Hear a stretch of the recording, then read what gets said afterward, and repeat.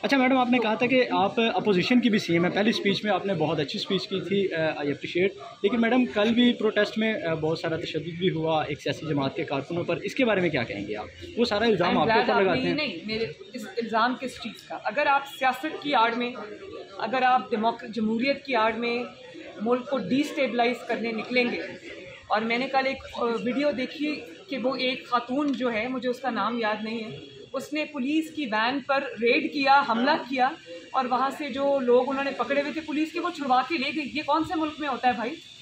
और अगर आप ये समझते हैं कि आप अपने जो आपका डेमोक्रेटिक राइट है उसको मुल्क को डिस्टेबलाइज करने के लिए इस्तेमाल करेंगे, तो ये मैं नहीं होने दूंगी। ये उसमें नहीं आता मैडम। कल ये पॉलिटिकल विक्टिमाइजेशन में नहीं आता। अगर आप सड़कों पे निकलेंगे, एक सेकेंड, अगर आप सड़कों पे निकलेंगे तो आपको एक रिस्पॉन्सिबल सिटीजन बनना पड़ेगा। अगर आप सड़कें ब्लॉक करेंगे, अगर आप लोगों के जानो माल के जो या उनकी जो प्रॉपर्टी है उसको नुकसान पहुंचाने का कोई अंदेशा होगा, तो कानून अपनी हरकत में आएगा, हुकूमत हरकत में आएगी। This is not political victimisation. अच्छा मैडम, जो सबसे बड़ी तनकीद की जा रही है वो रमज़ान बैग पे नवाज शरीफ साहब की फ़ोटो के हवाले से है। अपोजिशन उसको बड़ा क्रिटिसाइज़ कर रही है कि आप अपनी पब्लिसिटी जो है वो मियाँ साहब की आवाम के पैसों से कर रहे हैं। देखिए मेरी बात सुने, हुकूमत किसकी है पंजाब में? Nawaz Sharif. Thank you sir.